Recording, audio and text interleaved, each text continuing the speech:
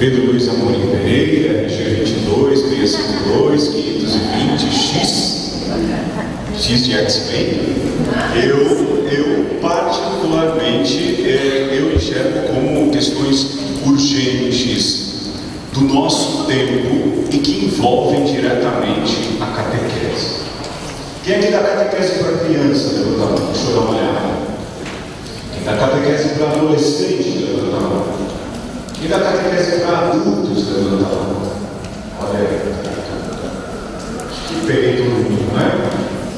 Tem alguma classe aí que eu esqueci? Os pequenininhos, tia Alice. Aê, os bem pequerujos. A tia Alice ganha porque é um doce. Olha, fazendo propaganda da senhora. E todo mundo quer a tia Alice lá na paróquia dela, é verdade. Aí ela é tipo a avózona que cuida de todos, né? Aí fica bem fácil. Mas nem todo mundo tem uma tia Alice na paróquia. Mas vamos. Pessoal, se você lembrar, eu tenho 38, eu parei de contar depois dos 35, confesso. Eu tenho 38 de idade. E quem é mais velho do que eu aqui, acho que a pessoa mais velha do que eu agora deve estar na casa de 42, não é?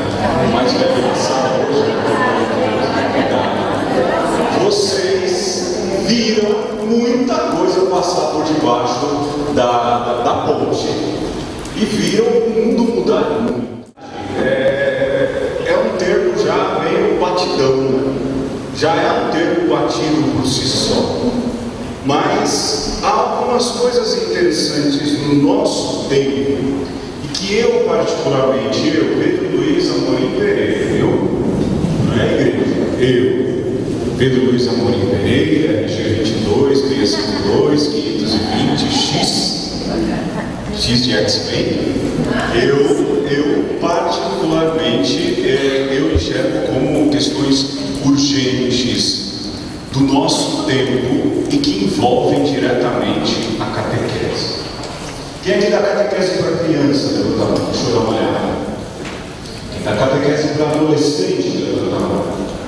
Quem dá catequese para adultos? Levanta a mão. Olha aí. Acho que peguei todo mundo, né? Tem alguma classe aí que eu esqueci? Os pequenininhos, tia Alice. Aê, os bem pequerujos. A tia Alice ganha porque é um doce. Olha, fazendo propaganda da senhora. E todo mundo quer a tia Alice lá na paróquia dela, é verdade. Aí ela é tipo a avózona que cuida de todos, né? Aí fica bem fácil. Mas nem todo mundo tem uma tia Alice na paróquia. Mas vamos. Pessoal, se você lembrar, eu tenho 38, eu parei de contar depois dos 35, confesso. Eu tenho 38 de idade. E quem é mais velho do que eu aqui, acho que a pessoa mais velha do que eu agora deve estar na casa de 42, não é? O mais velho que sabe hoje é vocês viram muita coisa passar por debaixo da ponte e viram o mundo mudar muito. Vou dar um exemplo. Meu pai tem 75 anos de idade Recentemente minha irmã precisou viajar a trabalho, ela viaja bastante. Como é o nome dela? Mas para Beatriz, quem diria Beatriz? Ficou famosa de repente, ela cresceu os olhos. Quantos anos tem a Beatriz? 10 anos, 7, com esse tamanhão de 10 já. A Beatriz, que tem 7 anos de idade, está ali com o celular. O que você está vendo aí? Fala pra gente. Está jogando. O que você está jogando? É um jogo bom. Fica tranquilo, continua aí, eu não vou te atrapalhar. Para a Beatriz, isso não é futuro. Para a Bia, isso é presente. É normal. É corriqueiro. É dia a dia. O futuro já chegou. A gente já está vivendo a modernidade. Aliás, dentro dessas eras se diz modernidade, pós-modernidade. Fala-se agora. Aí os ateus é que colocam esse nome, que a gente vai começar a viver uma fase de pós-cristandade, pós-cristianismo, pós-fé, pós-crença. Eu, como acredito no fundador da nossa barca, que diz que as portas do inferno não vão prevalecer sobre ela, e quantas vezes alguém não anunciou o fim da nossa comunidade de irmãos e filhos de Deus, acho que nesse termo eles estão errando um pouco. Errando feio, errando rude. Mas, vamos lá, o mundo progrediu, o mundo foi para frente. E talvez os nossos métodos de comunicação ainda não foram. Mas isso a gente vai ver na segunda ou terceira parte aí da nossa conversa. Alguém que controla o horário, pode ser que a gente tem, recentemente foi divulgado que existem 8 pessoas podres de ricas e que se vivessem muitas vezes, mas muitas vezes, ainda bem que a gente só tem uma só, não gastariam todo o dinheiro. A gente tem um abismo criado também pela tecnologia. Um abismo não só de quem tem a tecnologia e não tem, porque, vamos lá, meu pai, de 75, desculpa usar os exemplos que eu tenho à mão, tem 2 filhos que adoram tecnologia, que foram formados nessa época. Eu agora não, porque sou padre, mas minha irmã trabalha com isso. Minha irmã trabalha com redes sociais. Minha irmã estuda comportamento em redes sociais, Facebook, Twitter, Instagram, Snapchat. Vai ficando cada vez mais difícil esses nomes. E nem queiram saber do que se trata também, sabe? Eu já percebi que eu já estou ficando tiozão, quando algumas coisas já me são estranhas. Mas os jovens, entrem em tudo isso aí, por favor. Só não vão perder, não vão fazer besteira lá, mas entrem sim, eu falo, entrem em tudo. Estejam em todos esses lugares. Mas para o meu pai é fácil, porque ele tem quem me ensine. Quem aqui tem mais de 50 anos de idade? Levanta a mão. Quem tem mais de 60? Quem tem mais de 70? Posso usar vocês de exemplo? Como é o nome do senhor? Seu Clóvis, de que paróquia o senhor é, seu Clóvis? De que paróquia o senhor vem? De Moema. Nossa Senhora Aparecida? Que legal. Mande um abraço ao Padre Verão. O senhor tem esses celulares modernos, WhatsApp e tudo. Que ensinaram a mexer. Quem ensinou o senhor? Tem que aprender sozinho. Palmas do seu Clóvis.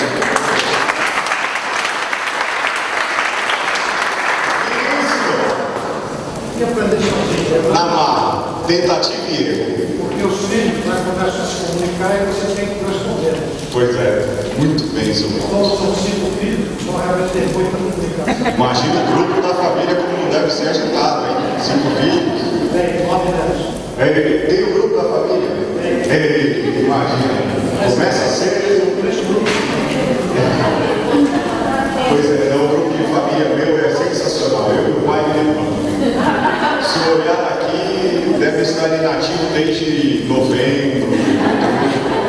Porque eu ligo pro meu todo dia, minha irmã também liga. O senhor é da paróquia Santa Rita. Renato. O senhor tem esses celulares modernos. Quem ensinou o senhor a mexer, seu Renato? Seus filhos. Meu irmão aí do lado, de que que paróquia? Mais do que isso, tiveram pessoas que ensinaram ou facilitaram esse acesso. Lá onde eu moro, no Heliópolis, tem gente mais jovem do que o seu Clóvis, do que o seu Renato e o seu Evandro. Mais jovem, na casa dos 50, na casa dos 60, que nem celular tem ainda. E quando precisa ver alguma coisa na internet, vai até a secretaria da paróquia, para a secretária ir lá, marcar o horário no poupa-tempo, verificar as coisas de internet. A secretaria se torna ali um lugar, vamos assim dizer, para quem não tem tanto acesso. Cria-se um abismo. Mas esse abismo não é só um abismo de idade, também tem, mas é um abismo social também. A tecnologia faz muita gente ir para frente, mas fez muita gente ficar para trás, em todos os sentidos. A gente vive a gente tem que dar graças a Deus que mora em São Paulo, que tudo é muito fácil, tudo é muito perto, tudo, na verdade, está à mão. Uma semana dessa catequética, com exceção do padre da segunda, é algo que outras dioceses demorariam muito tempo para tentar organizar. Veio uma jovem na paróquia, eu conto muita história, então vocês vão se acostumando. Veio uma jovem na paróquia que foi embora com o pai e a mãe para o interior de Minas, e agora nas férias ela veio visitar a gente. No primeiro domingo eu perguntei para ela: e aí, Rani, tá gostando do interior ou quer vir para São Paulo? Ela falou assim: ah não, lá é melhor, padre. Mas ela já está com sotaque de Minas. Lá é melhor, padre, tem silêncio, é melhor do que aqui, muito melhor. No outro domingo, tá com saudade do pai e da mãe? Então um pouquinho, padre, tal. No último dia, sabe a filha do Ronildo, o padre Joselino? O padre Joselino sabe que também desbravou lá no Elipa que nem eu. E eu falei assim: você está indo embora, Rani? Tô. Mas você quer ir embora ou você quer ficar aqui? Ah, por mim eu ficava aqui 15 dias. Porque no meio dessa diferença, desse vão enorme que existe, nesse abismo criado por essa vida corrida e cheia de tecnologias, o nosso coração vai junto.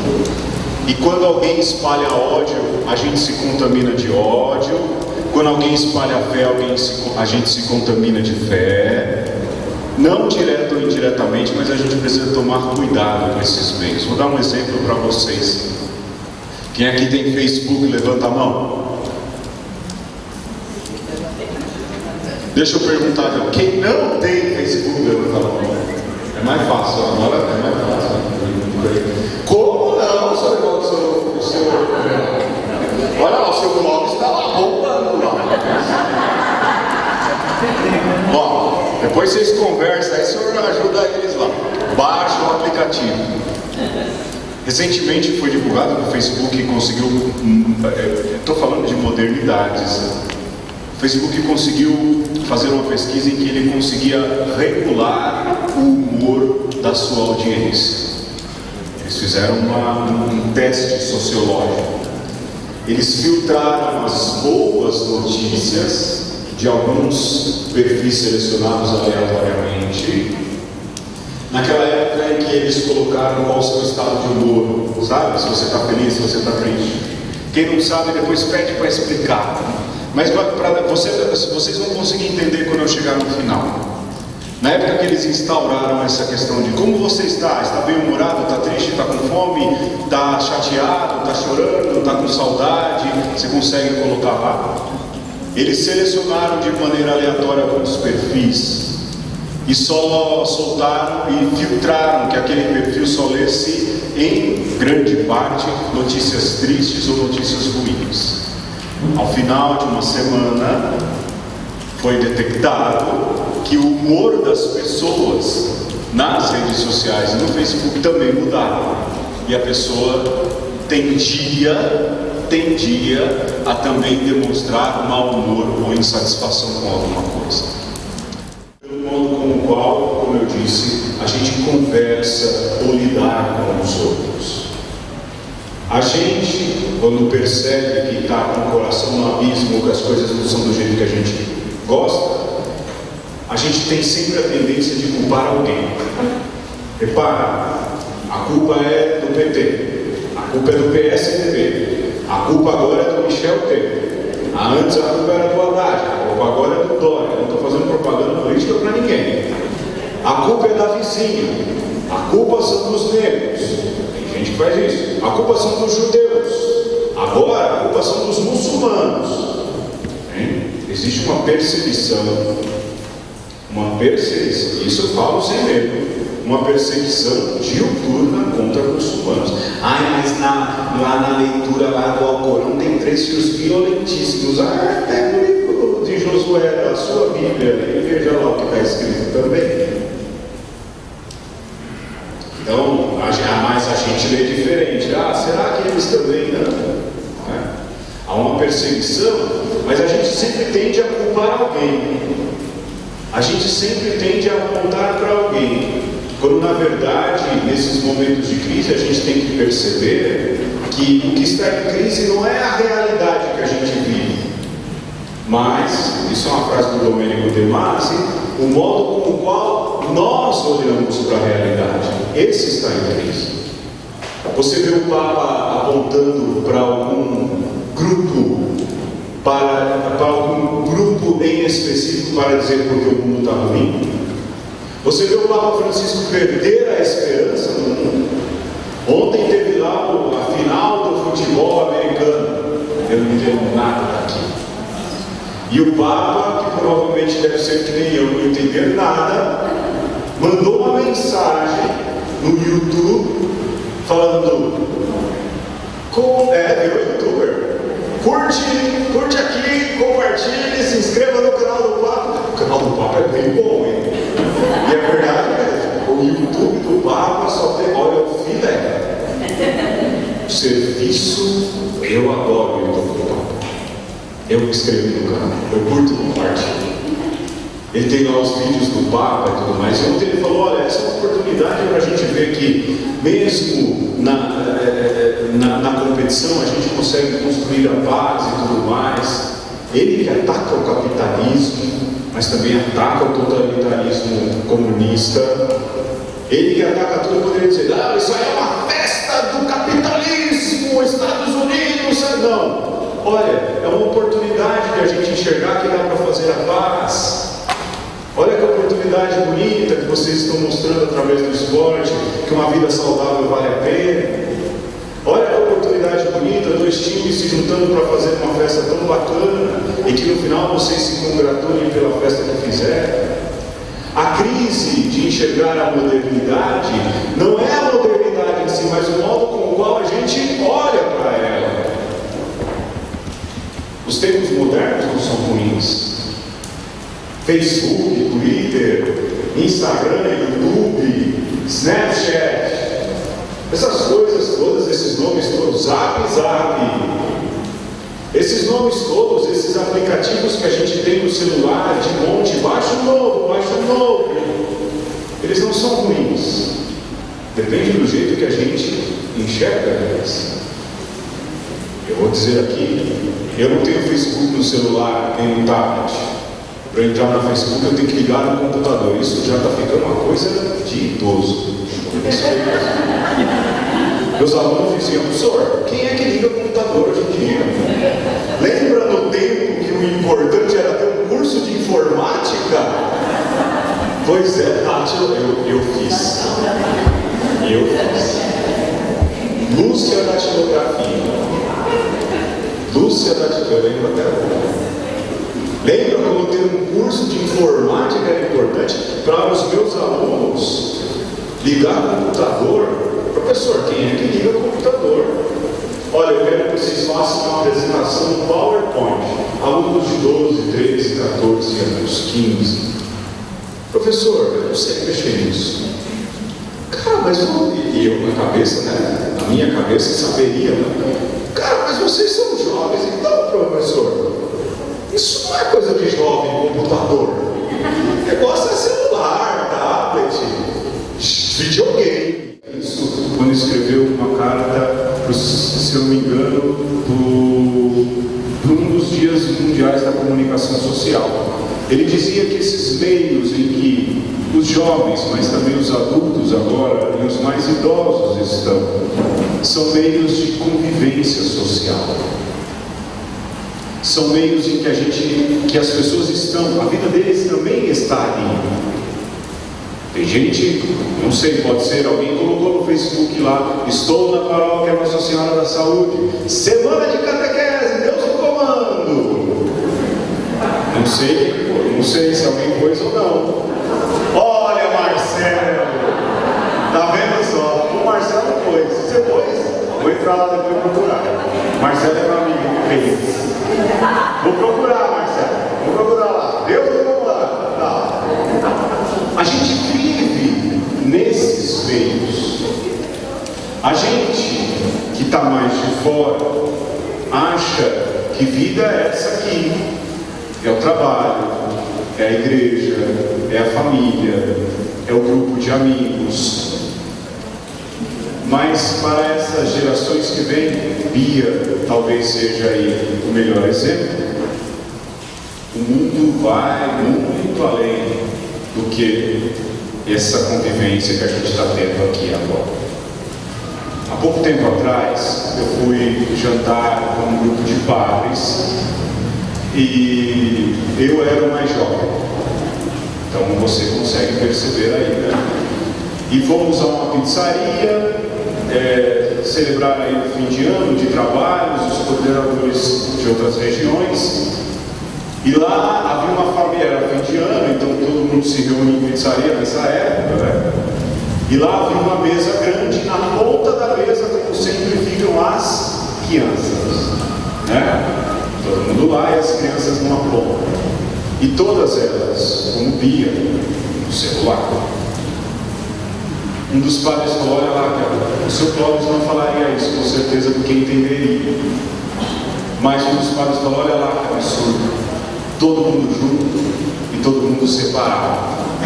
Fazia uma reação mais assim, todos faziam. Eu disse: padre, repara, não fica olhando muito, senão vão achar esquisito. Mas repara que quando um ri, todos riem. Repara que quando um faz uma cara mais assim, todos fazem. Tinham lá 6 crianças, mas eu acredito que naquela mesa, naquele momento, deviam ter umas 8 ou 9. Os que estavam de longe também estavam lá. O problema não é esse jeito de se comunicar, é como nós enxergamos esse jeito de comunicar. A culpa não é a crise, a culpa é o jeito. O problema não é a crise, o problema é como nós olhamos para a crise.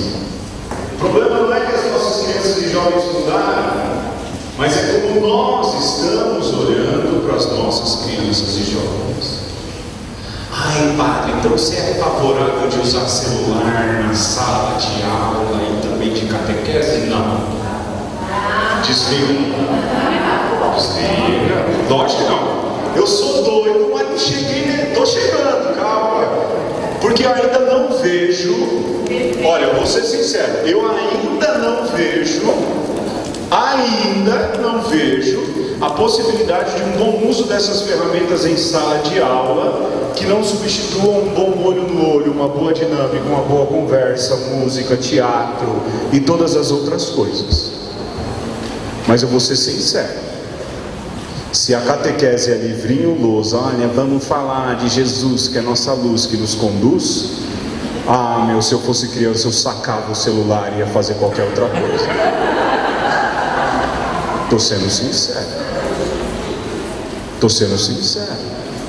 Porque vocês sabem como chegam nossas crianças na catequese hoje em dia. Foi-se o tempo em que a gente não precisava ensinar as orações, o básico. Eu vi de uma família, meus pais são muito simples. Meu pai era um pescador cearense. Minha mãe era uma costureira lá do Pernambuco. Simples de tudo. Meu pai tem o ginásio completo porque terminou aqui em São Paulo quando tinha 50 anos de idade. Minha mãe, que já está no céu, minha mãe terminou o colegial porque fez o supletivão. E olha, ralou. Também na casa dos 50 terminou os estudos. mas eram homens e mulheres de fé. E quando eu cheguei na catequese, vou confessar a você, eu não era a criança mais quieta, aliás, bem o contrário disso. Minha mãe conhecia todo mundo na paróquia e falava: você deu trabalho hoje na catequese. A catequista falou. Eu falei: aquilo é chato. Por que é chato? Pois é. Eu falei: porque tudo isso que vocês estão ensinando, que eles estão ensinando lá, não é a senhora já me ensinou? A Bíblia que eles estão usando lá, a senhora já me deu? Lógico, hoje a coisa não funciona mais assim. Hoje as crianças chegam ao inverso. Elas mal conhecem quem é Jesus Cristo. Elas mal conhecem quem é Deus. Sinal da cruz, olha, tem que fazer o tutorial do sinal da... Olá, amigos, hoje no nosso canal a gente vai ensinar a fazer o tutorial do sinal da cruz. Assim funciona. Põe o tutorial no YouTube, vai funcionar. As crianças chegam assim agora. Vejam, a nossa disputa. Eu vou deixar uma coisa clara antes de ir mais à frente. A mensagem do Evangelho é a mesma. Ela não muda. E ela é tão atraente hoje quanto ela foi atraente há 10, há 20, há 30, ou na beira do mar da Galileia, quando Jesus chamou Pedro, Tiago, João e André. Ela é tão atrativa e bonita quanto. Mas a embalagem na qual a gente tem que colocar ou passar essa informação, isso mudou bastante. Mudou muito. E esse é o maior desafio da catequese, não é o conteúdo. Jesus é apaixonante até hoje. Recentemente uma paróquia encenou lá a vida de São Francisco de Assis, paróquia Nossa Senhora do Bom Parto, no Tatuapé. E eu conheço os jovens de lá, fui assistir a peça, eles ensinaram de uma forma belíssima. Eu sou suspeito porque sou apaixonado por São Francisco. E aí então, terminada a peça, um menininho de 8, 9 anos, assim do tamanho da Bia, falou: pai, eu quero ser São Francisco. Mas agora, quando eu crescer, eu quero ser um São Francisco. A mensagem do Evangelho ainda é apaixonante. A mensagem do Evangelho, ela ainda é cativante. O problema é como a gente está colocando essa informação nos nossos receptores. Eu sou formado em comunicação e marketing. Então, quando eu falo também como um técnico ou alguém que já passou muito tempo que eu me formei, mas alguém que trabalhou nessa área. É como você tentar colocar um plug quadrado num buraco redondo. Não vai entrar. É como você tentar colocar numa tomada nova aqueles 2 plugs chatinhos. Não vão entrar. A gente precisa entender que os pequenos hoje em dia chegam com diversas entradas de informação.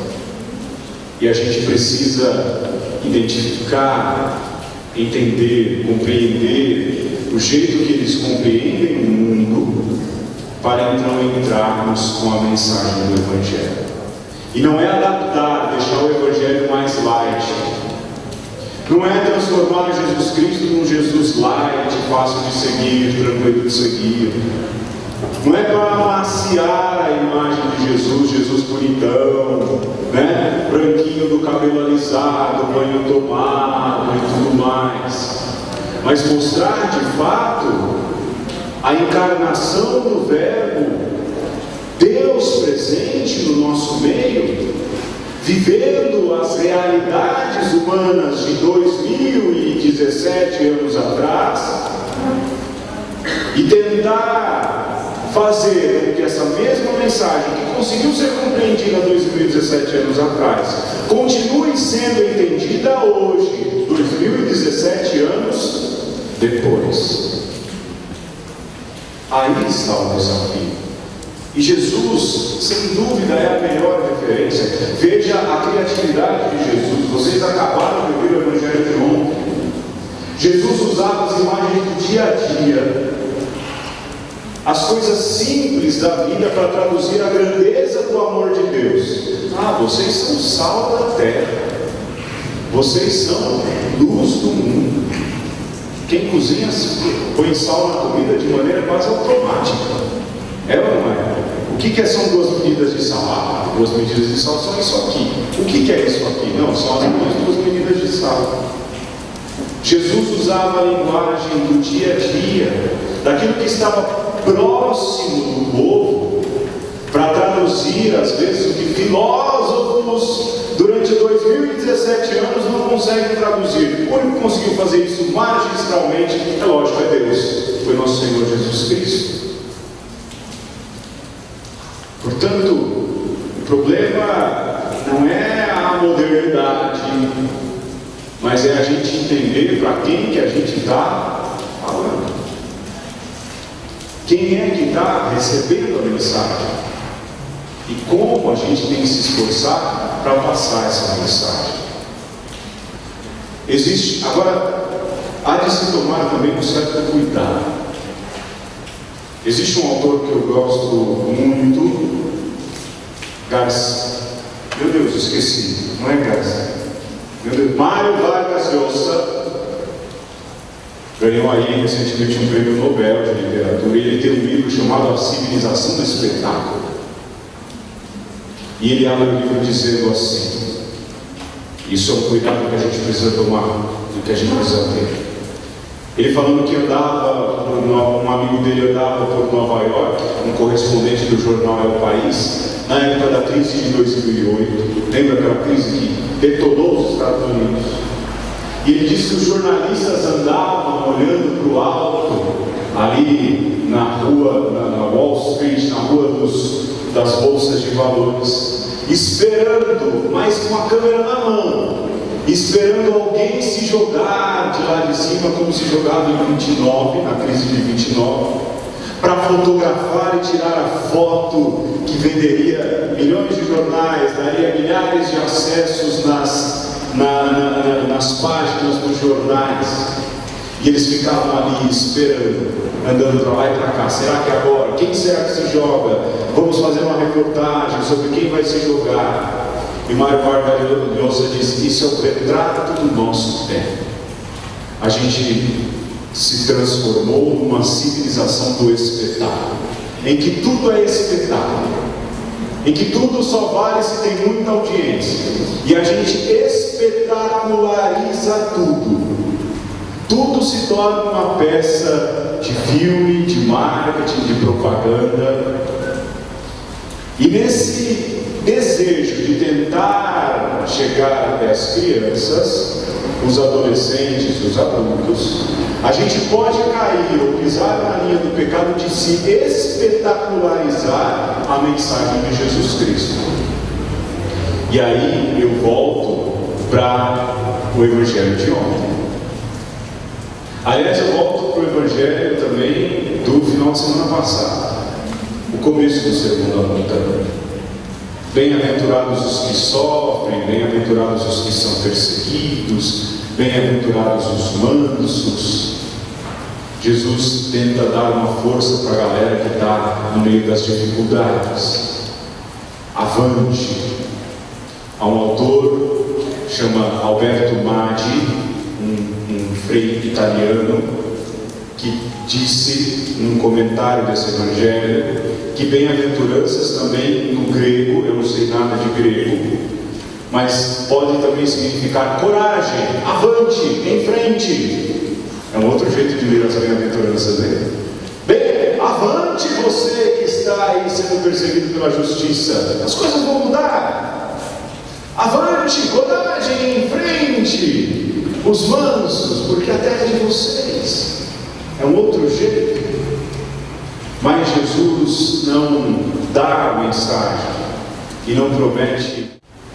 A gente precisa tomar muito cuidado na hora de tentar atingir essas crianças, esses adolescentes, esses novos adultos, para a gente também não transformar a mensagem do Evangelho numa espetacularização que muitas vezes foge da realidade da encarnação do próprio Deus em nosso meio, Jesus Cristo. É importante lembrar isso. Tem que ter criatividade. Eu acho que vocês já ouviram isso 1 milhão de vezes.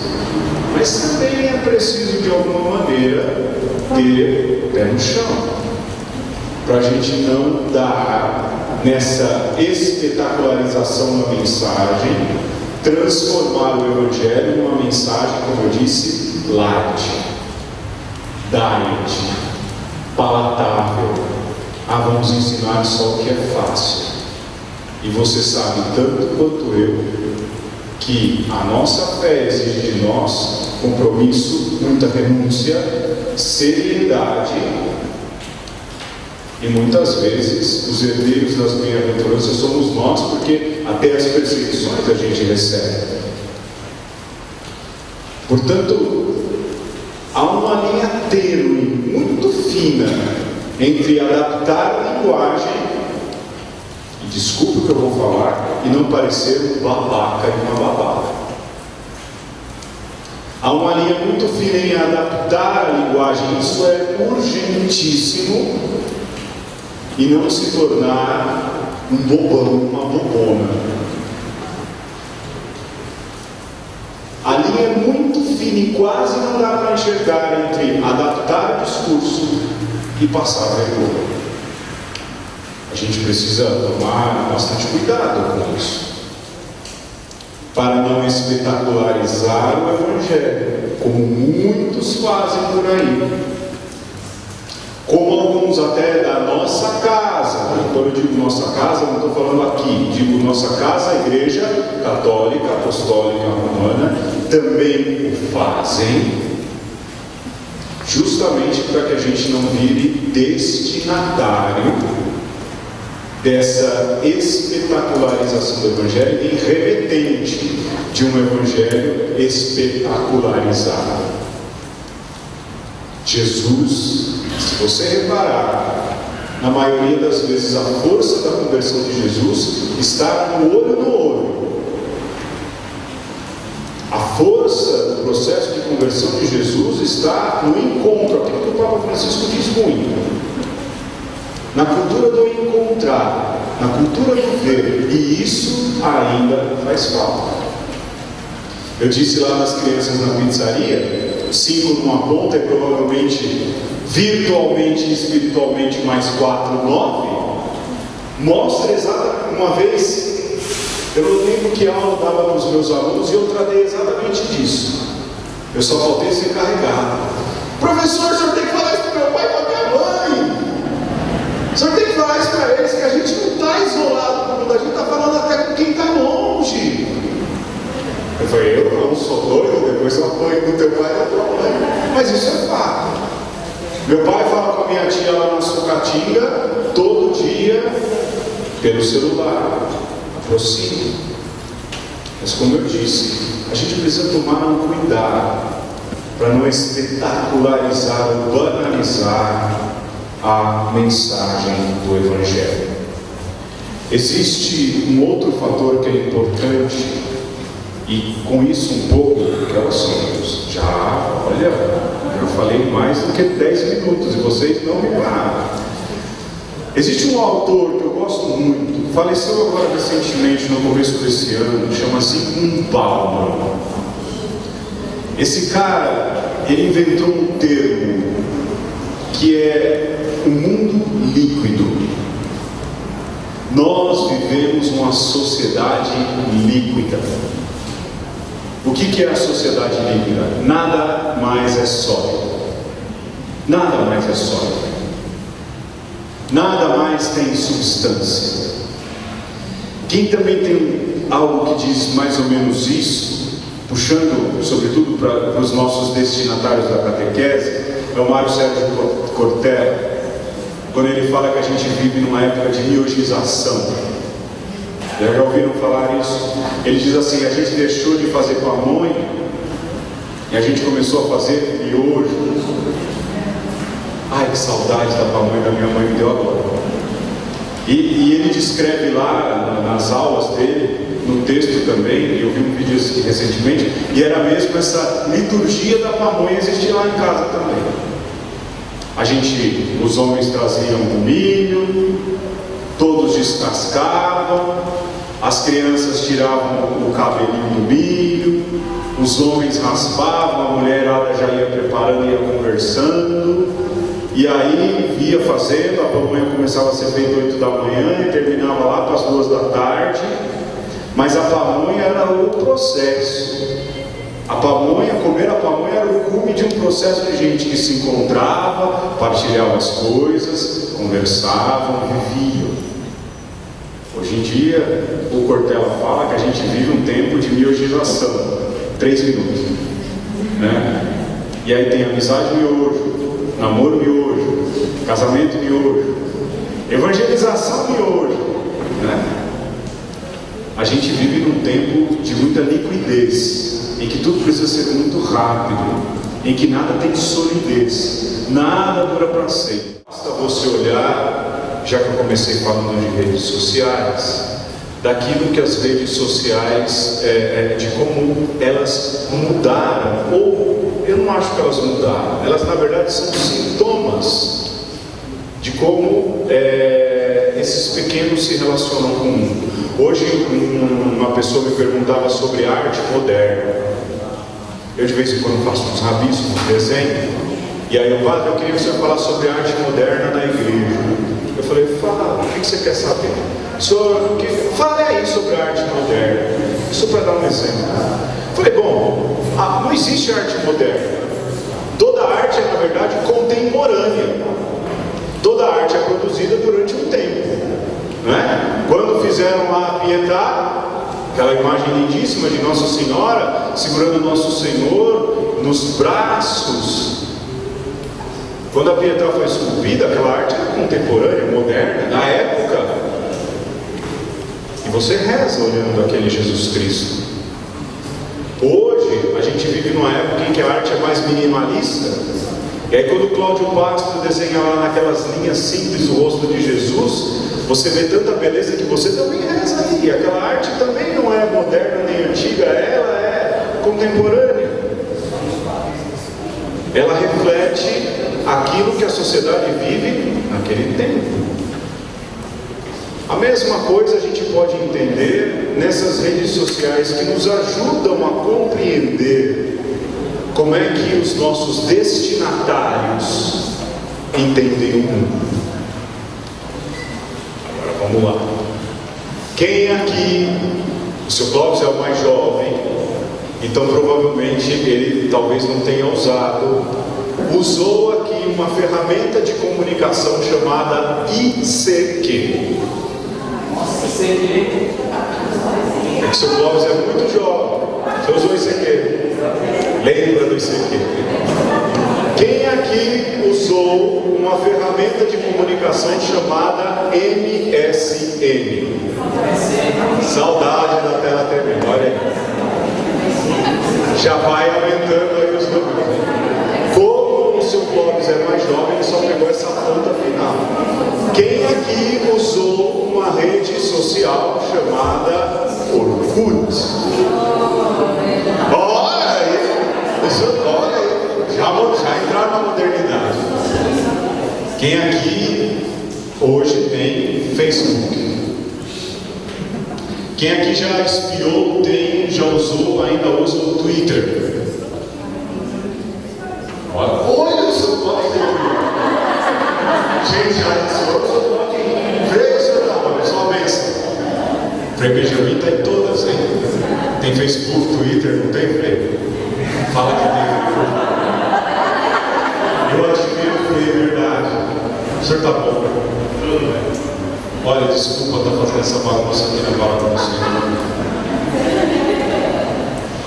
A coisa começou a mudar exatamente aí. Quem tinha Orkut, essas outras, você escrevia lá o texto que fosse, e beleza? Mas alguns estudiosos dizem, essa ferramenta chamada Twitter, ela condiciona a gente a escrever uma mensagem em 140 caracteres. Que absurdo! José Saramago falava assim, é assim mesmo, diminuindo de textos para parágrafos, de parágrafos para caracteres, vamos reduzindo a nossa capacidade de nos comunicar e daqui a pouco estamos fluindo um para o outro. Saramago é de se entender, Nobel de Literatura, um gênio. Não gostava muito de igreja, né? Mas alguma coisa, deixa eu falar, senão eu vou devagar. Mas eu gosto do Saramago, eu acho. Bom, vamos embora, vai. Mas quer queira ou quer não, essa rede social, eu não lembro quem foi o autor, minha irmã que me passou. Ela é o resultado, ela é a tradução. Porque lá para você se comunicar, você só pode escrever 140 letrinhas. Mais do que isso você não pode. Não deixa. Você tem que escrever 140 coisas. Imagina, Tia Alice, escrever um texto só e dizer, pois é, vamos transcrever essa palestra do Padre Pedro no Twitter. Já imaginou? O textão. Agora reclamam, jovens, se você escreve 5 parágrafos, eles falam, que textão é esse? Né? Não gostam? Já está na hora de acabar? Já, por favor, gente. Não. Mas veja só, você escrever as coisas em 140 letrinhas, caracteres, na verdade não é um condicionamento, é uma resposta a um jeito de pensar. 140 é o suficiente, não para mim, nem para a Tia Alice, nem para as irmãs, nem para ti. Dona Regina, emojis são um monte de carinhas que vem ali no teclado do celular. Lembrou, tá vendo? E elas têm de todo jeito. Tem carinha sorrindo, mas tem um sorriso que é um pouco diferente porque tem uma sobrancelha, não é? E aí você tem triste, mas você tem um triste que é uma variação de tristeza. E aí você tem uma outra variação de tristeza quando você coloca a sobrancelha em cima. Para mim é tudo a mesma coisa. Mas para quem já está acostumado, existe aqui uma variação de sentimentos tão grande que se você mandar errado num casal, capaz de dar separação. Eu te contei para você ficar triste assim, você ficou triste assim. Para nós que estamos de fora, basta uma carinha triste. Mas para quem sabe, há uma variação tremenda nesse modo de se comunicar. Veja, para a gente isso é engraçado e parece absurdo, mas para essas gerações que estão aí, isso é fato. Isso é realidade. Como? Muito! Esses dias o meu tio Jurandir viu lá uma foto em que eu estava com um rabino, um muçulmano, um Hare Krishna, uma foto bonita. E aí ele colocou um emoji lá embaixo. E ele colocou um emoji de chorando. Eu falei, nossa, será que o tio ficou triste porque eu não estou andando só com o padre, né? Ficou emocionado. Mas o Davi, eu falei, parece que ele ficou muito mal com essa foto que eu coloquei. Mas eu não posso exigir do meu tio Jurandir, de 70 anos de idade, que entenda todos esses ideogramas e as nuances deles para se comunicar com uma ferramenta que também é nossa, mas é muito mais dos mais jovens. Você está conseguindo entender o que eu estou dizendo? E cada vez mais a velocidade e a forma de se comunicar vem se modificando entre os mais novos. Eles têm uma ferramenta, desculpa se eu falar agora um javanês, chamada Snapchat. Quem já ouviu falar aqui no local? Mas você também curte e compartilha, hein? O senhor não tem, seu Paulo? Olha, só tem que chegar em casa e cobrar, hein? É um negocinho que você grava uns vídeos. Você vai lá, pega o telefone e grava uns vídeos, certo? E os vídeos são compridíssimos. Eu acho que duram 15 segundos. É isso mesmo? São 15? São 15 a galera do Snapchat aí. Mas agora inventaram o concorrente, né? O Instagram Stories. Mas, vamos lá, os jovens aí a pessoa quer contar uma história, ela grava um monte de vídeos de 15 segundos para contar uma história de 15 minutos. Então, gente, eu estava saindo do ponto de ônibus, você sabe, aquela chuva, pagou. Outro vídeo para outra coisa. Você fala, gente, mas que coisa absurda, não é fácil gravar um vídeo só? Para a gente é. Mas para a geração que compreende tudo de maneira rapidíssima, para a geração do miojo, em 15 segundos já deu para entender a história inteira. Quer queira ou quer não, são formas de captar a informação totalmente diferentes da nossa. Há pouco tempo eu falei com... Há pouco tempo não, já faz um tempo. Eu falei com todos os padres da região Ipiranga. Padre Pedro, vai lá falar para eles sobre comunicação. Eu falei, vou falar o que sobre comunicação com os padres? Vou falar para eles o que tem a ver comigo e com eles o nosso ofício de ser padre e mais do que isso, de falar na homilia. Esse é o calcanhar de Aquiles de todo padre, saiba disso. A minha preocupação para domingo começa hoje à noite, quando eu chegar em casa e me deparar com o Evangelho. Onde é que eu vou sofrer? Para tentar fazer o povo lá de casa entender. O padre também é um catequista. A homilia do domingo é a minha catequese. E ela é programadinha. E ela tem que ter tempo, tem que ter duração. Mas eu falava com os padres que é fácil fazer homilia para Dona Regina. Se eu começar com o esquema clássico, premissa maior, premissa menor, tese, antitese e conclusão, eu vou matar a pau. Todo mundo vai falar, nossa, que homilia clássica e bonita. Mas se eu for falar para os mais jovens, na hora que eu começar a premissa maior, eles vão ligar o botão do Hora de Aventura, ou do, sei lá, Gumball, ou qualquer desses desenhos que eles assistem, e vão falar, mas, nossa, aquela série do Netflix está muito legal. E aí eles só vão levantar na hora que começar o Todo-Poderoso Criador do céu e da terra, e nem no começo eles vão pegar. E ali, eu que sou catequista, perdi 15 minutos preciosos daquela semana para tentar atingir os mais jovens. Quer queira ou quer não, é esse o maior problema da catequese em tempos de modernidade. Como passar a mensagem para esses que compreendem as coisas de um modo totalmente diferente daquele que a gente está acostumado a compreender, ou daquele que a gente aprendeu a vida inteira a ensinar. Ai, padre, então tem que fazer homilia curta, de 140 caracteres e 15 segundos? Não.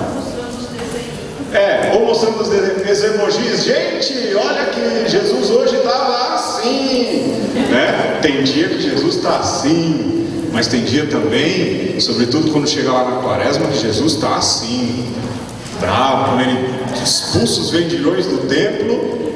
Eu falo, Jesus, eu começo a minha homilia dizendo isso. Hoje Jesus está muito bravo, e é da hora.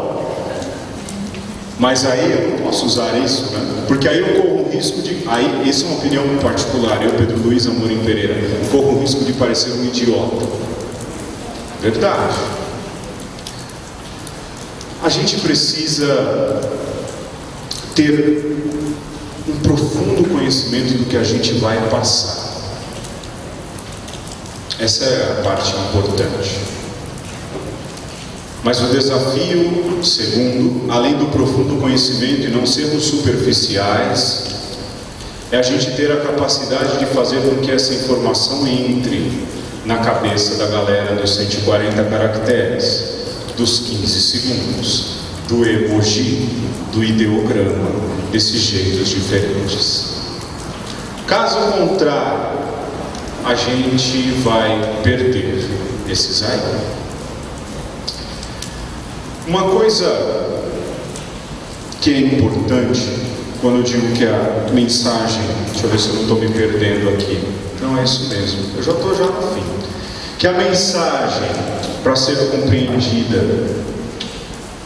ela não precisa ser mudada, ela é a mesma e continua atraente, é o fato de que eu vejo jovens hoje em dia, tanto por um lado quanto por outro, se apaixonarem, e eu volto ao exemplo de São Francisco, se apaixonarem por aquilo que mostra a maior diferença que a fé tem, que é o radicalismo.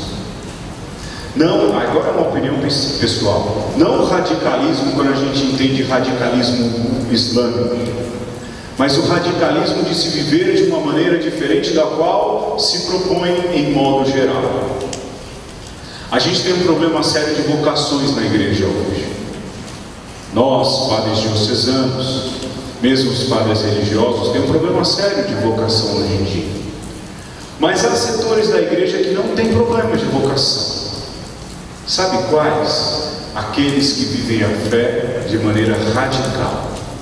E radical não tem a ver com, de novo, radicalismo, mas que vivem naquilo que se chama a raiz da fé. Eu não aprendi assim. Eu sou padre exatamente do jeito que vocês estão me vendo. Eu não ostento nenhum símbolo religioso.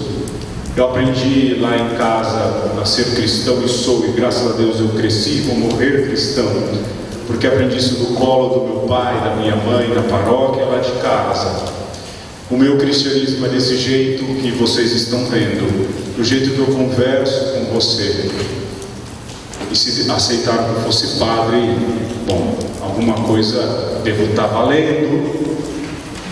Mas a gente repara, e esses dias eu fiz esse questionamento, por que os jovens procuram os movimentos mais radicais? Talvez porque eles busquem algo que lhes dê uma resposta diferente do mundo de hoje. Sêneca diz que para um bom marujo, qualquer vento não serve, porque um bom marujo sabe onde quer chegar. Os nossos jovens, as nossas crianças, sabem bem onde querem chegar. Se eles aceitam, mesmo no começo ao contragosto, irem para a igreja, não é só porque o pai e a mãe estão obrigando, mas porque no fundo eles querem responder um anseio plantado por Deus no coração deles. E se eles querem essa resposta, a gente tem que tentar saber como responder. Ou, no marujo, como diz Sêneca, dizer para ele: é nesse vento aqui que teu barco vai chegar num lugar seguro. Tem água, mas quando a criança chega na sala de catequese, a gente fala: bom dia, vocês vieram aqui saber sobre a água? Bem-vindos. A água é composta por H2O, átomos, né? 2 átomos de hidrogênio e 1 átomo de oxigênio. A água é encontrada na natureza em 3 estados: sólido, líquido e gasoso. A 100 graus Celsius, uma medida de temperatura adotada pela maioria do planeta, ela entra em estado gasoso. Dependendo do estado, ela se torna líquida e também ela pode ficar sólida no gelo a 0 graus Celsius. Aliás, a água se torna medida de referência justamente para essa escala de temperatura. A água pode ser encontrada no mar de forma salgada, também nos nossos rios, e ela nem sempre é abundante no planeta. A criança chegou na catequese morrendo de sede, querendo beber água, querendo mergulhar na cachoeira, querendo se esbaldar, porque o banho na água é coisa boa demais. E a gente está falando do que é a água composta, como ela é encontrada, onde ela está, se tem muito ou se tem pouco. E pergunto: a criança matou a sede? Não. E se alguém chegar lá fora e oferecer água para ela, ela vai beber. Ai, padre, então não é para ensinar a doutrina? Lógico que é. Mas para primeiro a criança querer saber sobre a água, ela precisa beber a água, meu Deus. Para depois ela saber como que é, eu vou agora gastar todo o latim que eu tenho. Fides querens intellectum lembra para Joselino. A fé busca a inteligência da fé. Para primeiro experimentar ou saber sobre a fé, primeiro tem que sentir fé. O primeiro passo da catequese deve ser esse: introduzir a criança, o adolescente, o adulto numa vida de fé.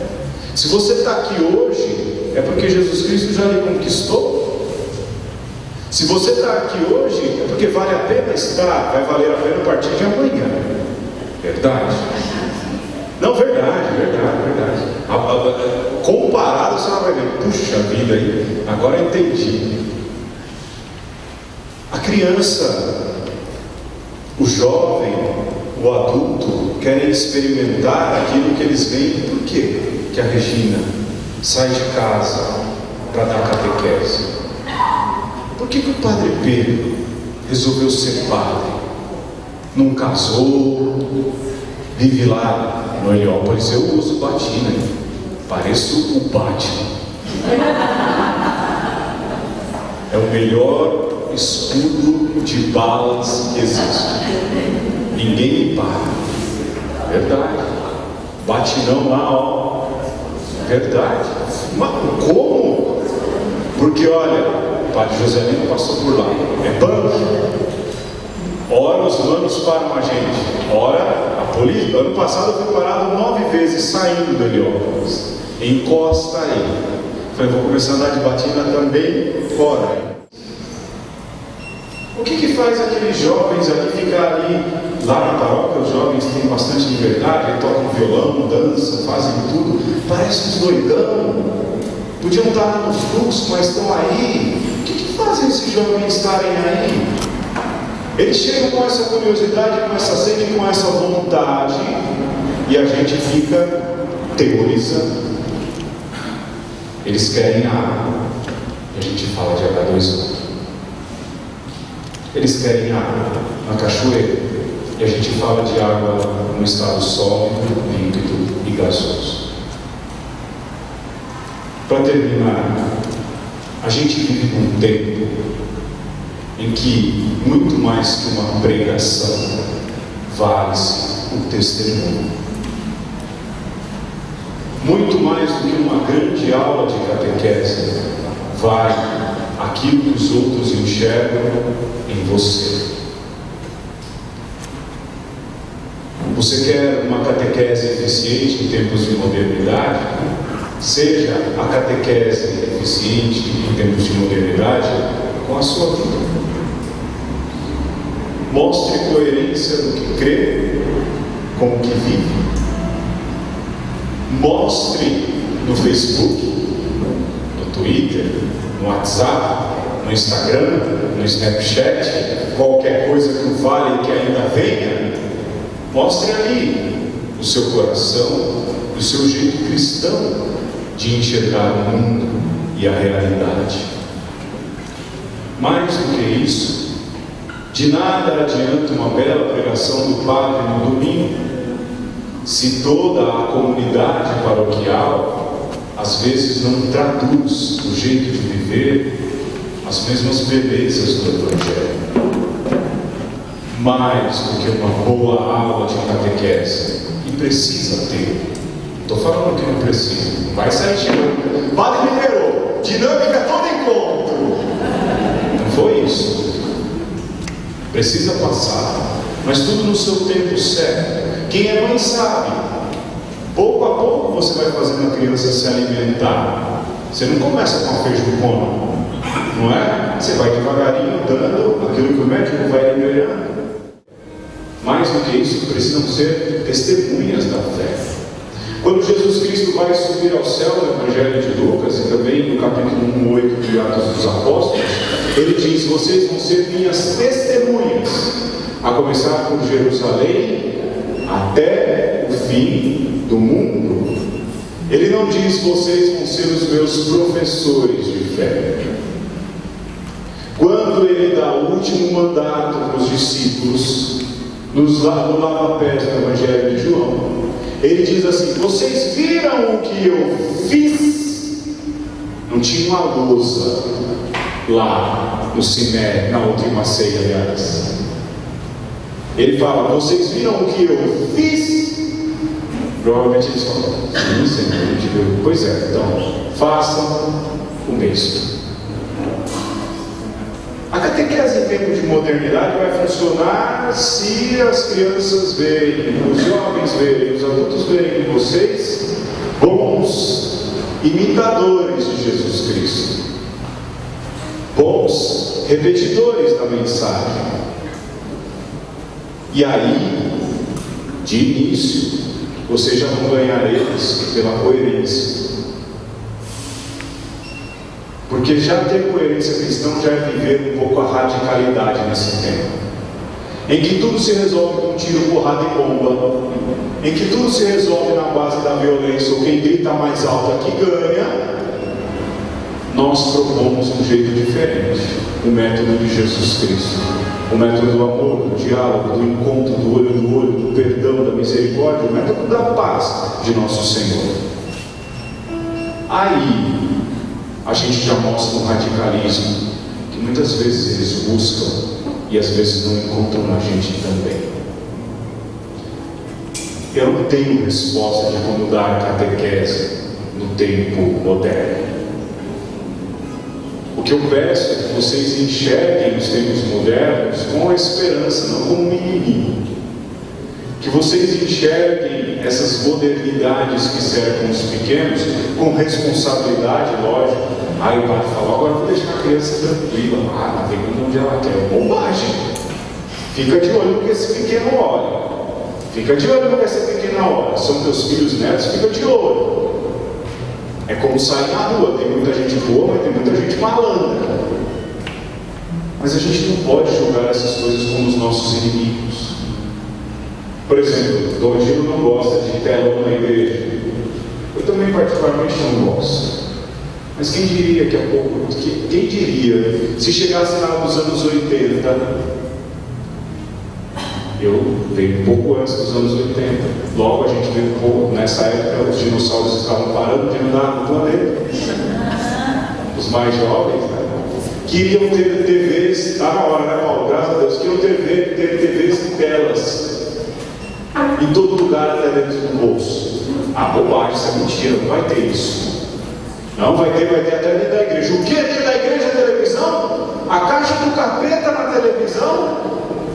Pois hoje a gente usa filminho, projetor, tudo para evangelizar. A modernidade não é ruim, não.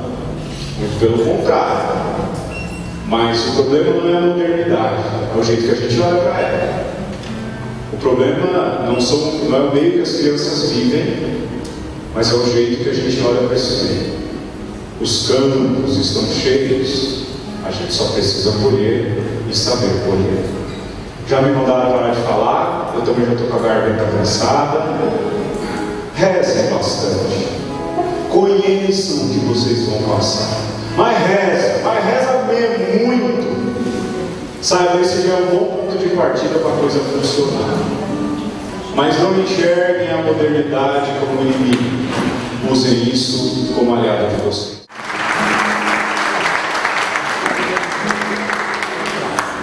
Então a gente agradece imensamente ao Padre Pedro, e saibam que ele terminou na hora.